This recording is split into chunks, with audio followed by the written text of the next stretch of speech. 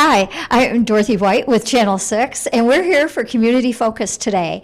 I am so excited to be here, and I know I'm a little warmly dressed to be inside, but I just couldn't help wearing this coat after I met Miss Jody Ingalls. Welcome. Thank you. Good to be here. We are so glad to have you with us today. Thank you. Jody has many exciting stories and a lot of songs that she's going to share with us today, but I just really wanted to introduce you. And you are now living in Elizabethtown. That's correct. I understand. And she has a one-woman show, The Sentimental Journey, that I was able to see at the Nelson County Library, and that was just a short time ago. Yes, it was. We had a lot of fun that night. We did. We had an excellent time, and now we just have a wonderful interview that we're going to have with you, and then we were going to go and share some of your songs, and I can't wait to hear them. Sounds good. And so we're really looking forward to that. Great. Well, thank you. I am too.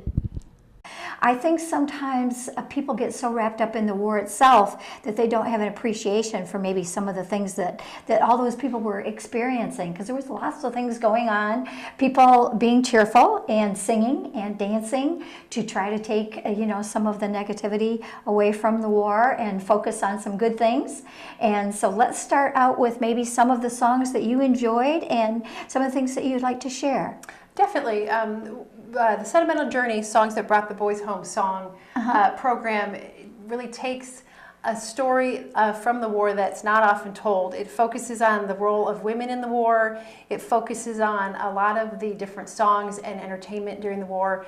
And it's all done in person, in character, first-person characteristics of the entertainers from the day, and tells the story behind a lot of the songs, and also does a lot of different fun costume and character changes. I know. I loved that part of it, and really the way you just kind of change in from one to the next. I thought that was just lovely the way you did that program too. It's a lot of fun, and it's such a privilege to be able to become these women from World War II and look and see what they did and how what they did really helped win the war and encourage the soldiers. Well, and many of those soldiers, and there were many, many that never made it home, but I know, obviously, in my dad's case, he and my mom met at a USO club dance, and she said, growing up in Watertown, New York, and living there, that there was a base there, and so obviously a lot of the soldiers came in, and we do have some great photographs that we're going to be sharing with that, because for these young ladies, that was the highlight.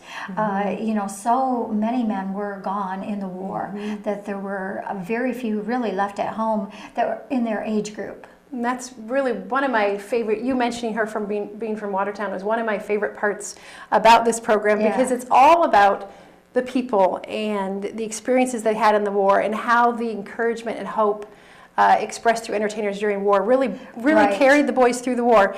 And I actually spent some time in Watertown, New York. My husband was stationed there at Fort Knox, and at Fort Drum, excuse me.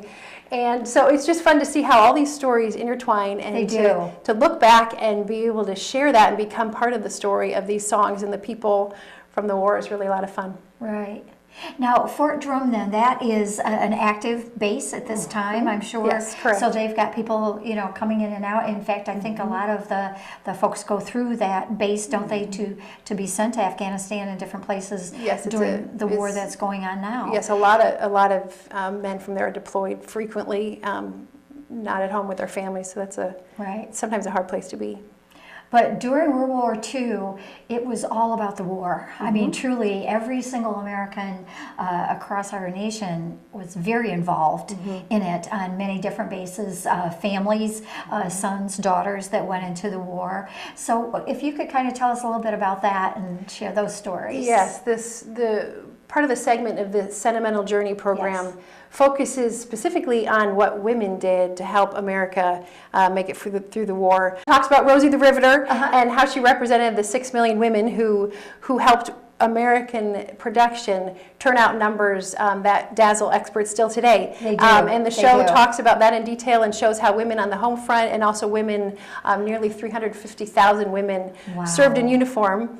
General Eisenhower, in fact, said that he couldn't win the war without the aid of the American woman in uniform. And the program brings that in and gives a little bit of a background and a picture frame to see what was happening during the war, Yes. how women helped that happen, and also then brings in really specifically how these different entertainers from around the world, both in Britain, one of the entertainers from Wales, and the Andrews sisters is another one, how they all touch the lives of soldiers and then tells the song, the story of the songs in person, and it's a lot of fun to bring all those people in. And how did you come to do this? I know you're a singer.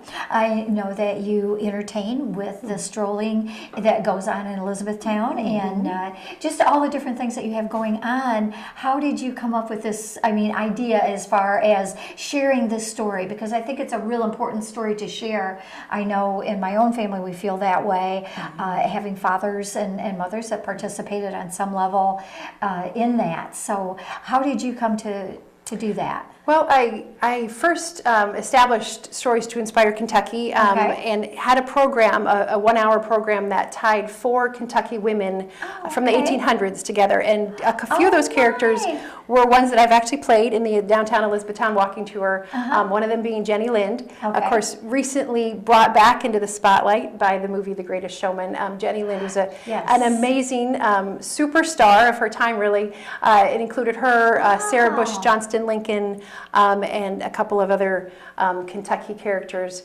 And so I've always done a lot of acting, some publishing of different drama things. And when I moved to Kentucky about 12 years or so ago, I started the downtown walking tour, started learning about Kentucky women. Oh my goodness, see, I did not know that. Yes. And so someone asked me several years ago, probably 8 years ago or so, to do a Women in History program. And so I created that program for them, and then I expanded it so it was an hour and did it, across the Commonwealth. And then a year or so ago, someone, actually a few years ago, I sang White Cliffs of Dover at a school event in character, and I just fell in love with it. And then I started to research the songs from the war and realized that they're the best songs that were ever written. They are. And I just really had a lot of fun researching them, learning to sing them. And then someone had asked me to do just a little short musical program. And then from that I researched, expanded it to a full-length one-woman show, bringing in all the different entertainers from the war. And then I also was fortunate enough to connect with the historical specialist on Fort Knox. And he gave me probably 200 to 300 digital files of pictures from World War II on Fort Knox. Just some really fun shots. I think we have part of the program today of the soldiers and also the girls from Fort Knox coming on from some dances. Yes. And it was just really enjoyable to not only see those photos, but to also, there was just hundreds of newspaper articles from that day. Right. So I was able to research what was going on at Fort Knox. I picked out a character that was actually on post, overseeing entertaining in the service clubs, and I become her as part of the program, and then sing one of the songs from World War II. Actually don't get around much anymore. I do remember that. As Judy Garland, because she actually was on post, as was Bing Crosby and many other big names during the war to entertain the soldiers. And I think a lot of folks don't realize that with our proximity to Fort Knox, that we have access to all of that. I know we've had, throughout the years, they have people come and go, and a lot of things going on over there, and changes that have gone on recently. It's a fantastic place, a lot of fantastic people, and it's just fun to know the history behind it and to see how they're continuing that proud tradition at Fort Knox. It is a very proud tradition. Now, is your husband still in the service? He is not. He has been out for several years, but Fort Knox was his last duty station, and so we're now located in Elizabethtown. Oh, okay, great. Well, it's a wonderful place to be. It is. And I know we do have some favorite songs that you're going to share with us today. Yes. And so the first of that is going to be Sentimental Journey. And who would be singing that normally? As part of the program, Yes. I kind of introduced the war in character as myself. Myself from the 40s, my 40s self. And I sing Sentimental Journey as sort of an introduction to the program, because it really is, the songs from the 40s weave a sentimental journey through the war years. And I mentioned that it was those songs that carried our boys through battle, Right. and serenaded them back home. And it was really the link between them and the women that they left behind. And just the whole emotion of all of those songs Right. really ties it together. So Sentimental Journey sort of introduces the program. I know, I'm looking forward to that.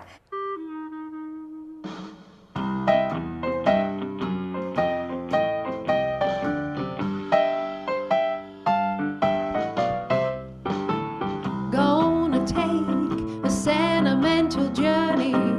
Gonna set my heart at ease. Gonna take a sentimental journey to renew old memories. I got my bag, I got my reservation. Spent each dime I could afford. Like a child in wild anticipation, I long to hear that all aboard. 7, that's the time we leave at 7. I'll be waiting up in heaven, counting every mile of railroad track that takes me back. Never thought my heart could be so yearning. Why did I decide to roam? Gonna take a sentimental journey, sentimental journey home.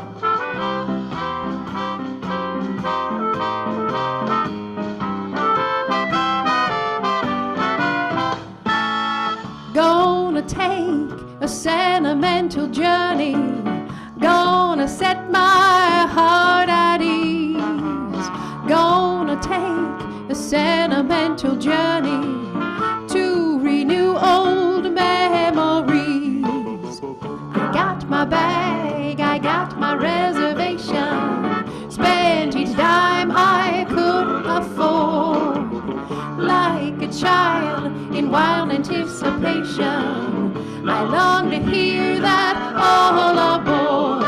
7, that's the time we leave at 7. I'll be waiting up in heaven, counting every mile of railroad track that takes me back. Never thought my heart could be so yearning. Why did I decide to roam? Gonna take a sentimental journey, sentimental journey home, sentimental journey home. And you do have some other characters that Yes. you play, and how you switch from one to another, I really don't know how you do that, but there's something very special about seeing someone do that. And I know Vera Lynn is one of your favorites. Yes. And she will be singing The White Cliffs of Dover. That's correct, yes. Okay. Is there anything you want to share about her, or any stories that maybe would introduce, why that was chosen? Well, I'll let her tell you her story herself. Okay. And during the program, I usually just do small costume changes, little accent cues, just to let people know that I have gone from one character to the next. Okay. I remember once, during the early years of the war, I had grown up in London, the daughter of a plumber on London's East Side, and by the time of World War II, I was one of England's most popular singers. I was asked to do a radio show featuring requests to and from those overseas. And it was my singing during the war years that secured my place as one of the best loved voices of the entire war. I remember once during the early years of the war, I visited the British soldiers in Burma. I was never the glamour girl. I was the girl from next door. So to them, I was just someone from home. I remember one young soldier told me that England didn't seem so far away, now that I was there. He could hear your voice and hear that, Yes. sincerity in your voice, I think. Yes, and so the song, the famous farewell tune, We Will Meet Again, became the very last song I ever sang at any one of my performances, whether at home, abroad, or on the air. Another song that became very popular during the war years as couples parted, as mothers grieved, and as people missed one another, Right. were songs that promised peace. Right. Written in 1941 and made popular in 1942, There'll Be Bluebirds Over the White Cliffs of Dover was written after the Battle of Britain in the infamous Blitz, during which the Luftwaffe bombarded London for 56 out of a 57-day period in the fall of 1940. It quickly became an iconic expression of the hope of freedom.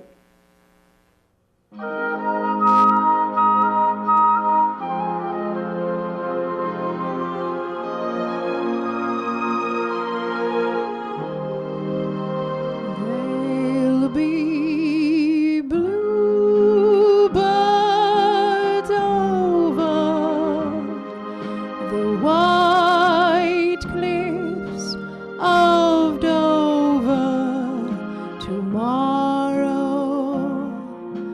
Just you wait and see. There'll be love and laughter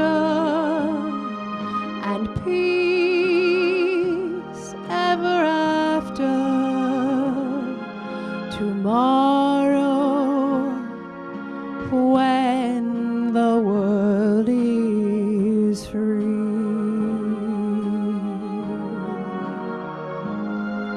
The shepherd will guard his sheep. The valley will bloom again, and Jimmy will go to sleep in his own little room again. There'll be bluebirds over the white cliffs of Dover tomorrow. Just you wait and see. The shepherd will guard his sheep. The valley will bloom again, and Jimmy will go to sleep in his own little room again. There'll be bluebirds over the white cliffs of Dover tomorrow. Just you wait and see.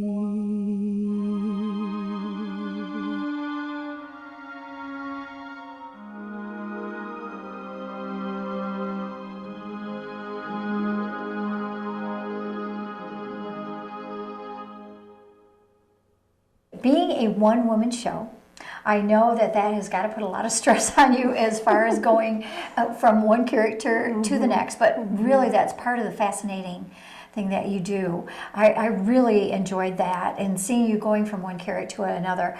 And so when do you match the song with the person or the person with the song?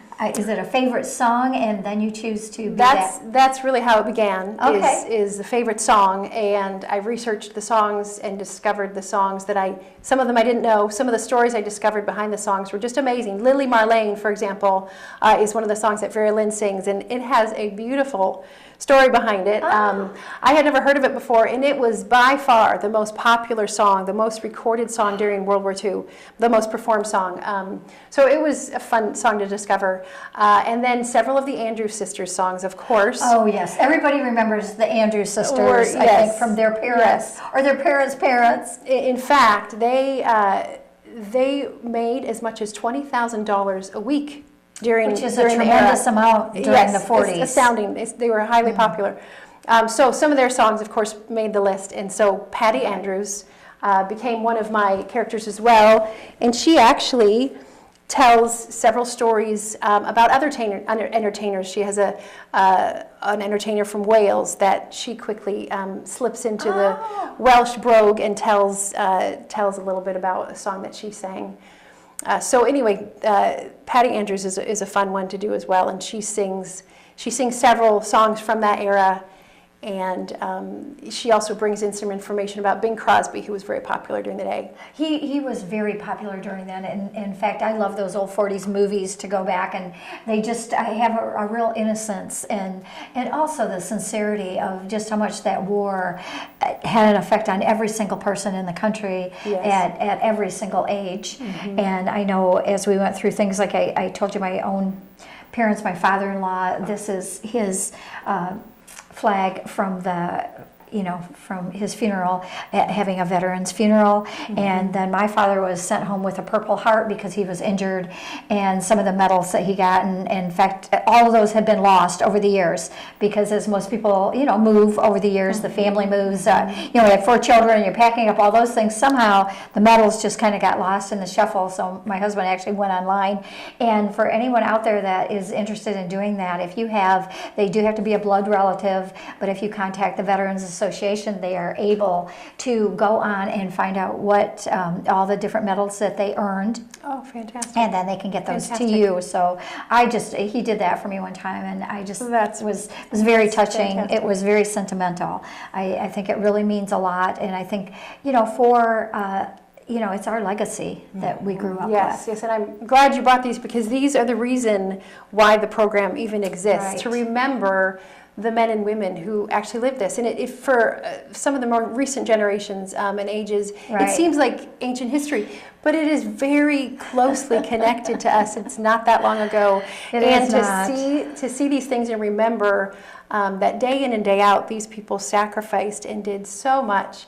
It's a privilege to hear the stories and remember them. It is, and I think that's what your show brings to this.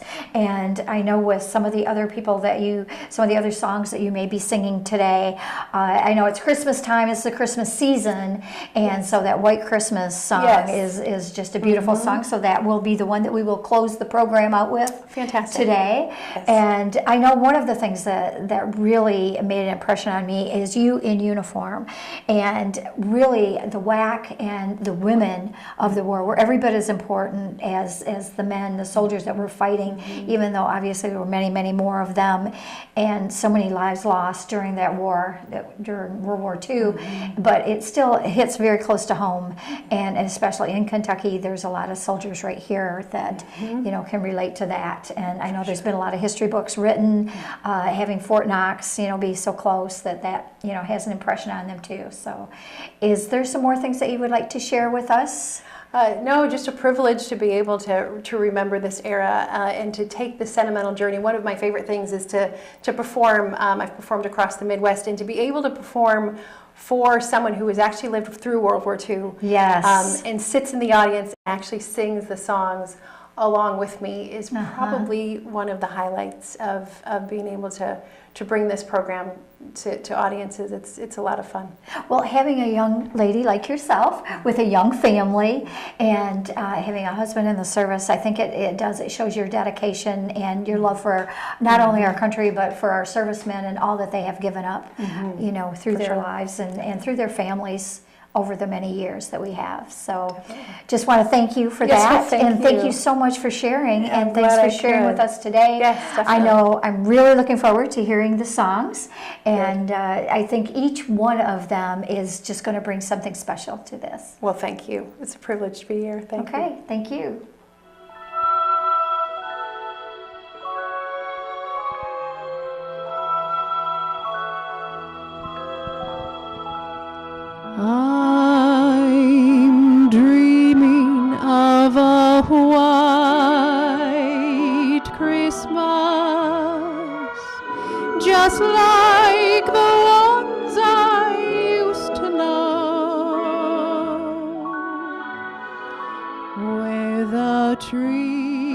treetops glisten and children listen to hear sleigh bells in the snow. I'm dreaming of a white Christmas with every Christmas card I write. May your days be merry and bright, and may all your Christmases be white.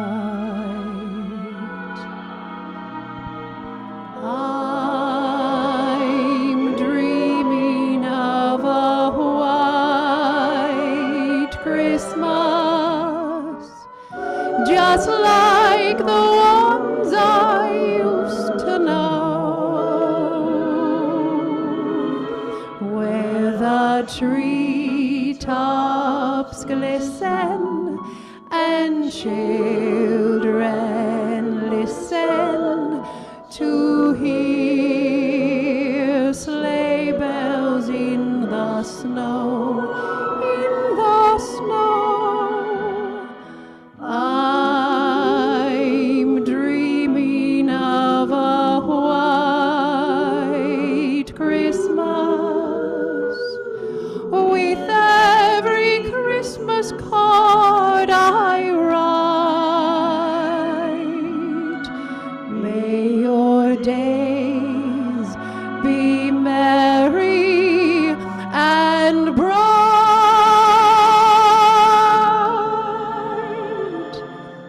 and may all your Christmases be